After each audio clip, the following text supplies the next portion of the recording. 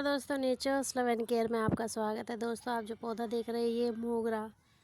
दोस्तों, हमारी जो लाइफ है वो इतनी बिजी हो गई है कि हम बहुत ज़्यादा टाइम नहीं दे पाते अपने पौधों को, लेकिन पौधे रखने में अच्छे बहुत लगते हैं। अब मैं छोटी छोटी टिप्स आपको बता रही हूँ केयर के, कि जिससे पौधा अच्छे से हरा भरा भी होगा, फूल कलियों से भी भरेगा। दोस्तों, जब भी आपके पौधे पर कलियाँ आए और वो ख़राब होने लगे तो उन्हें तोड़ने की वेट मत कीजिए कि खुद गिर जाएगी, उनको तोड़ दीजिए। जैसे ये देखें, ये मेरी जो कली है ये खराब हो गई है, खराब कलियों को तोड़ दीजिए। ये देखिए इस तरह से इसमें किस तरह से कलियां आ रही हैं और फूल खिलने शुरू हो गए हैं, खिल भी चुके हैं, इसमें काफ़ी फूल खिल भी चुके हैं।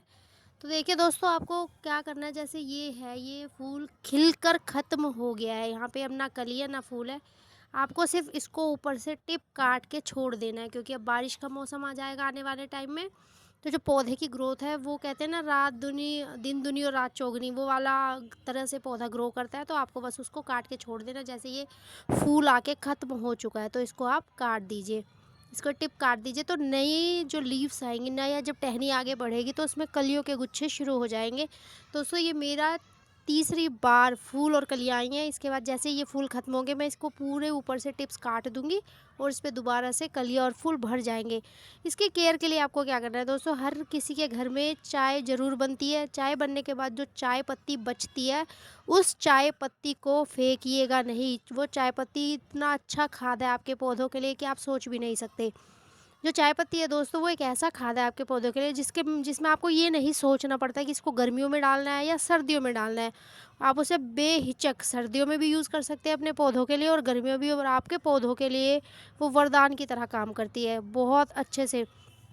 जैसे ये देखें, ये काफ़ी सारी मेरी इकट्ठी हो गई थी चाय पत्ती, तो मैंने इसको धोने के बाद, इसकी चीनी निकालने के बाद इसको प्लेट में रख लिया है।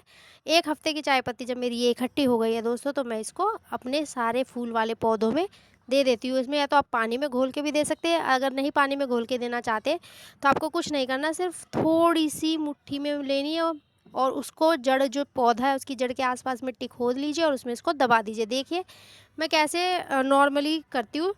सपोज़ करो दोस्त, ये मैंने मिट्टी इसकी खोद ली है और इसमें मैंने थोड़ा सा होल बना लिया है और बस इतनी आपको डालनी है, आपको ज़्यादा भी नहीं डालनी है, क्योंकि हर चीज़ जब आप लिमिट में डालोगे ना पौधे को, तो उसका जो ग्रोथ है वो उसी हिसाब से बहुत अच्छा होगा। कोई भी चीज़ अगर आप पौधे में ज़्यादा डाल दोगे तो उसके लिए नुकसानदायक है। ये मैंने इसमें चाय पत्ती दबा दी। अब जैसे मैं पानी डालूंगी डेली डेली, ये चाय पत्ती धीरे से स्लो फर्टिलाइज़र की तरह इस पौधे को न्यूट्रिशन देगा और ये पौधा देखिए फिर किस तरह से अच्छे से ग्रो करेगा।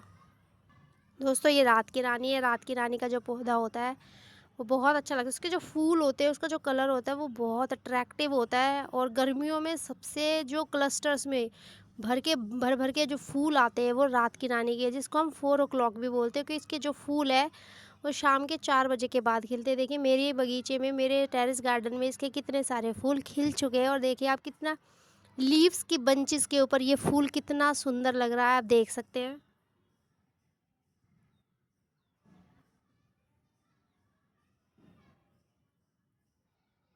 दोस्तों, इसमें भी मैं चाय पत्ती का खाद ही यूज़ करती हूँ। ये मैंने इतना लिया, जैसे कि मैंने आपको बताया था, सिर्फ इतना आपको लेना है।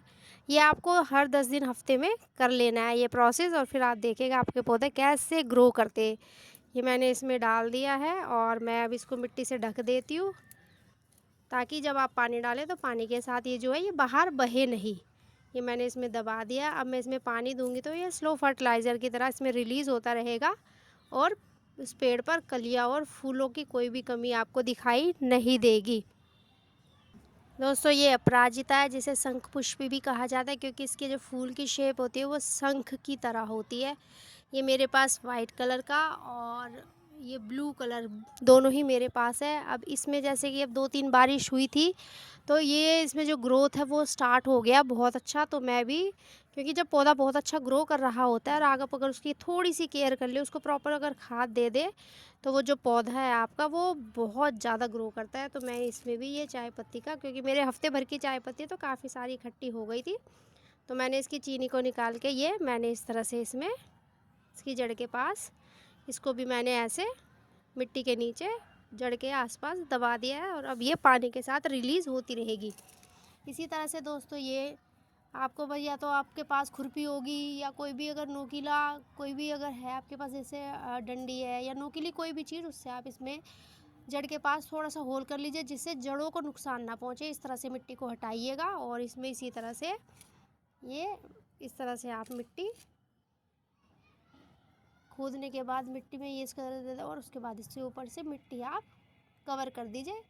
तो ये धीरे धीरे धीरे धीरे स्लो फर्टिलाइज़र की तरह अच्छे से काम करता रहेगा।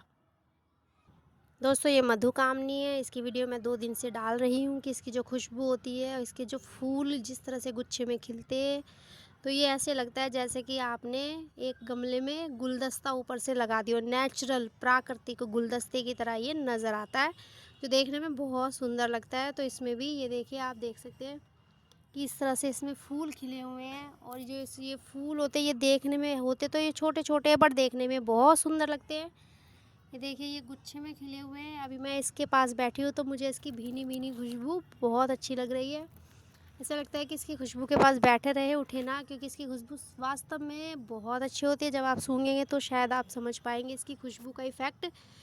दोस्तों मुझे भी नहीं पता था मधुकामनी का कि इतना अच्छा पौधा होता है घर के लिए, और इतने इसके फूलों की जो खुशबू है वो इतनी अच्छी होती है।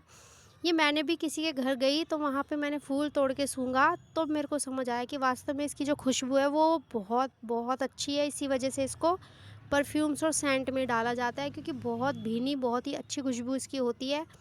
आज अगर ये देखिए दोस्तों, अगर ये मेरा भरा हुआ है तो इसमें सिर्फ सिंपल सा खाद डालती हूँ, केले के छिलके, प्याज के छिलके या चाय पत्ती भिगो के। और अगर मेरे पास टाइम नहीं होता है खाद बनाने का, लिक्विड फर्टिलाइज़र बनाने का, तो शॉर्ट हैंड अगर मैं शॉर्टकट तरीके से देखूँ तो शॉर्टकट तरीका ये है कि जो चाय पत्ती मैंने चीनी निकालने के बाद बचाई है, उसी चाय पत्ती को मैं इसकी जड़ के पास, ये देखिए दोस्तों, इसकी जड़ के पास बिल्कुल थोड़ा जड़ से इस तरह से करिएगा मिट्टी को, जिससे कि जड़ जो है वो डिस्ट्रॉय ना हो, टूटे ना, क्योंकि अगर जड़ टूट गई तो पौधा जो ग्रोथ है वो रुक जाएगी। ये मैंने इसमें दबा दी है दोस्तों, ये देखिए ये मैंने इसमें दबा दी। इसमें फूल बहुत अच्छे आ रहे हैं, काफ़ी ज़्यादा आ रहे हैं, तो इसे थोड़ा ज़्यादा रिक्वायरमेंट है खाद की।